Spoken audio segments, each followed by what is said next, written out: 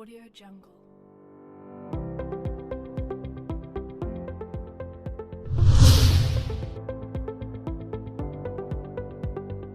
Audio Jungle.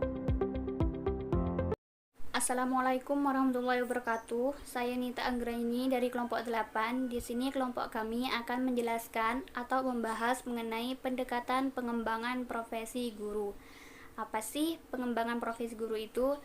Jadi, pengembangan itu sendiri merupakan suatu upaya yang dilakukan untuk meningkatkan kemampuan teknis, teoritis, konseptual, dan moral sesuai dengan kebutuhan melalui latihan dan pendidikan.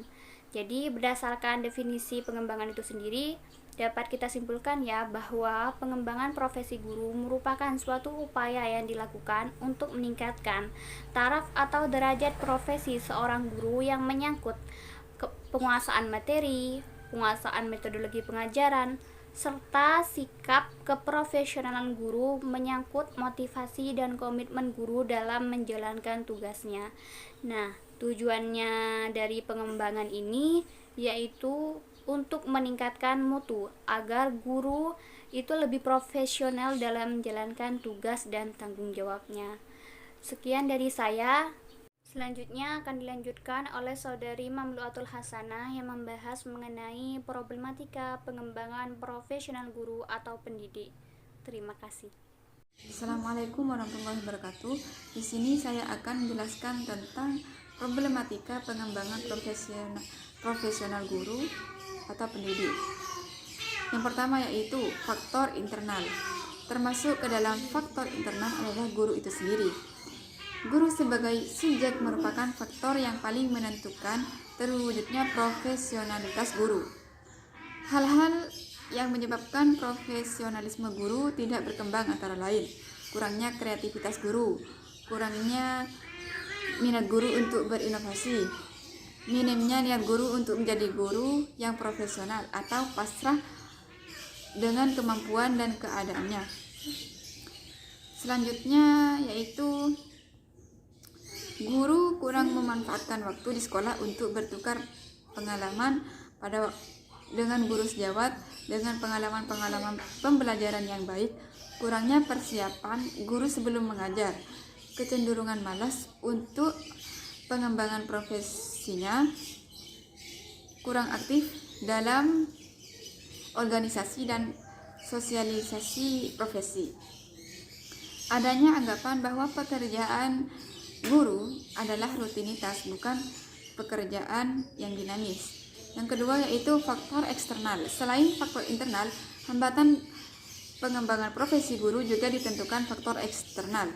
Di antaranya yaitu lingkungan, birokrasi, dan sumber daya. Lingkungan dibedakan menjadi dua, yaitu lingkungan fisik sulit dijangkau. Hal ini menyebabkan sulitnya guru dan dalam mengakses informasi mengenai perkembangan ilmu pengetahuan dan teknologi.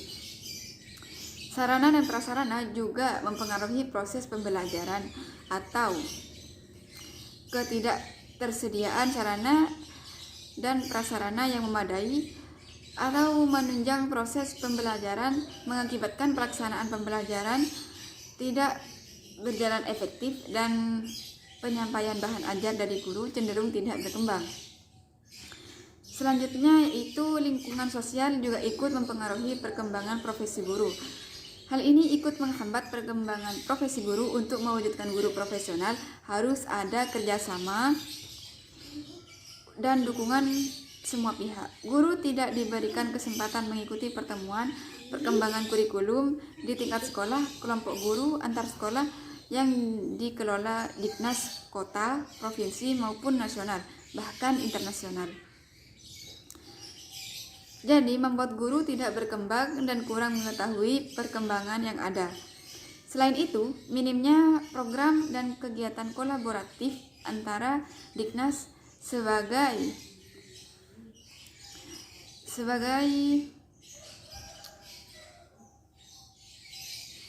wadah sekolah dasar dan penengah dengan perguruan tinggi. Padahal sumber daya di perguruan tinggi berlimpah dalam menjalankan tridharma perguruan tinggi, pendidikan dan pengajaran penelitian serta pengabdian kepada masyarakat. Selanjutnya yaitu faktor lain juga penting adalah sumber daya. Salah satunya yaitu tidak terlaksananya penelitian disebabkan kekurangan dana, tidak memiliki waktu dan sumber daya lainnya, sampai pada tidak adanya pembinaan dan dari pihak yang terkait. Mungkin itu saja yang dapat saya sampaikan. Kurang lebihnya saya mohon maaf. Assalamualaikum warahmatullahi wabarakatuh. Assalamualaikum warahmatullahi wabarakatuh. Alhamdulillahirabbil alamin. Pada kali ini kita bisa berjumpa kembali dengan mata kuliah Etika Profesi Guru dengan dosen pengampu Ibu Sri Nur Hayati MPD. Semoga sehat selalu dan selalu dalam lindungan Allah Subhanahu wa taala. Dan juga yang saya hormati kepada seluruh mahasiswa-mahasiswi PAIC angkatan 2017, di mana pada kali ini diskusinya yang bertemakan dengan pendekatan pengembangan profesi guru. Kepala sekolah memiliki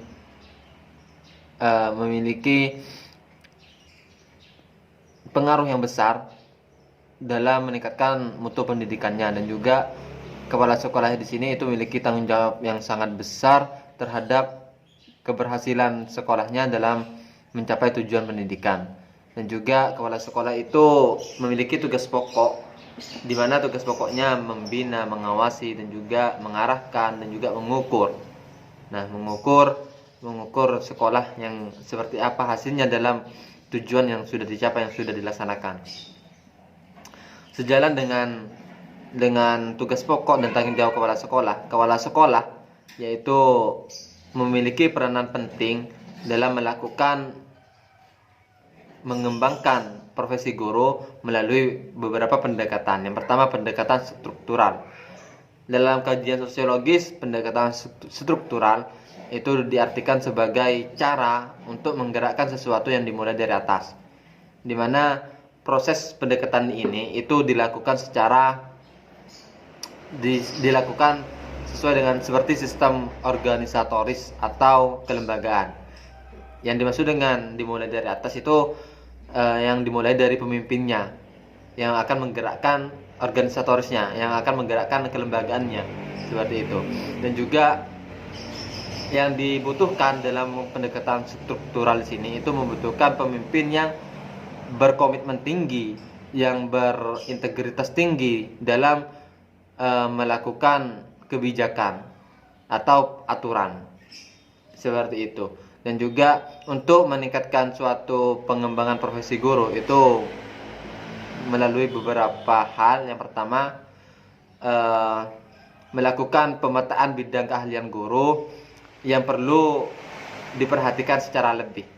Jadi satu persatu keahlian guru itu dipetakan yang sekiranya membutuhkan perhatian lebih, itu lebih difokuskan terhadap keahlian guru tersebut. Yang kedua, kepala sekolah dapat menciptakan suasana yang edukatif, yang mendorong kepada semua guru bahwa profesi guru itu bersifat bijaksana, wibawa, dan juga mulia, seperti itu. Yang ketiga, menciptakan budaya kerja dan disiplin yang tinggi. Nah, sekarang banyak guru itu tidak disiplin terhadap pendidikannya. Kadang melakukan keterlambatan, kadang melakukan yang tidak sewajarnya dilakukan oleh guru, maka itu perlu dievaluasi, perlu diukur terhadap guru tersebut yang dilakukan oleh pemimpin, yang dilakukan oleh kepala sekolah dalam lembaga pendidikan tersebut. Nah, itu saja dari saya. Nanti akan dilanjutkan oleh pemateri yang lain. Kurang dan lebihnya saya mohon maaf. Wassalamualaikum warahmatullahi wabarakatuh. Psikologis. Selain pendekatan struktural, pendekatan yang digunakan sekolah untuk mendorong pengembangan profesionalisme adalah pendekatan psikologis. Menurut pemikiran Mutakhir, psikologi tidak hanya berfokus pada dimensi psikis saja, melainkan ia telah merambah ke suatu wilayah sosial, budaya, bahkan sampai agama. Dalam perkembangan teori-teori psikologi terdapat dua aliran, besar yang bertolak belakang dalam memandang hakikat manusia. Dua aliran tersebut yaitu aliran behaviorisme dan aliran psikoanalisis. Atas perbedaan tersebut, kemudian muncul aliran baru, yakni tampilnya teori psikologi humanistik. Psikologi humanistik berkeyakinan bahwa teori behaviorisme dan psikoanalisis telah menempatkan diri manusia kurang tepat, atau bisa dikatakan bahwa kedua aliran tersebut memahami secara sepotong-potong dan parsial. Grand tema yang sering diangkat psikologi humanistik adalah seputar kreativitas, kesadaran diri, pertumbuhan, dan kebutuhan dasar manusiawi. Nilai-nilai yang membimbing manusia dalam menjalin hidup, keberadaan dan kemungkinan menjadi tanggung jawab, kemampuan memilih, hati nurani, makna hidup, pengalaman transendental, konsep-konsep tentang hubungan antara pribadi dan kesadaran psikologis. Dengan pendekatan psikologi, upaya sekolah dalam memberikan sebuah rangsangan dan stimulus kepada guru untuk membangkitkan motivasi baru dan mengembangkan profesionalisme. Pendekatan ini bersifat halus karena lebih menyentuh kesadaran dan perasaan jiwa seseorang. Secara umum, mayoritas Assalamualaikum warahmatullahi wabarakatuh. Saya akan melanjutkan dari pemaparan pemateri yang lain. Saya kebagian untuk menjelaskan model pengembangan profesi guru. Banyak cara yang dilakukan oleh guru untuk menyesuaikan dengan perubahan, baik itu secara perorangan, kelompok, atau dalam suatu sistem yang diatur oleh lembaga. Ada 5 model pembelajaran yang dikemukakan oleh Kestetter. Yang pertama ialah pengembangan guru yang dibadu secara individual. Para guru dapat menilai kebutuhan belajar mereka dan mampu belajar aktif serta mengarahkan diri sendiri. Yang kedua, observasi atau penilaian. Di model observasi ini, guru dapat merefleksi pada praktiknya, dapat didengarkan oleh observasi lainnya. Yang kedua ialah keterlibatan dalam suatu proses pengembangan atau peningkatan. Pembelajaran orang dewasa lebih efektif ketika guru perlu untuk memperoleh pengetahuan atau keterampilan melalui keterlibatan pada proses peningkatan sekolah dan pengembangan kurikulum. Yang keempat ialah pelatihan. Ada teknik-teknik dan perilaku yang pantas untuk ditiru oleh guru dalam kelas, dan guru dapat merubah perilaku mereka dan belajar meniru perilaku dalam kelas mereka. Yang terakhir ialah inquiry. Pada pengembangan profesional adalah studi kerjasama oleh para guru sendiri untuk permasalahan dan isu-isu yang timbul dari usaha untuk membuat praktik mereka konsisten dengan nilai pendidikan. Dari kelima model pengembangan guru di atas, model training merupakan model pengembangan yang banyak dilakukan oleh lembaga pendidikan.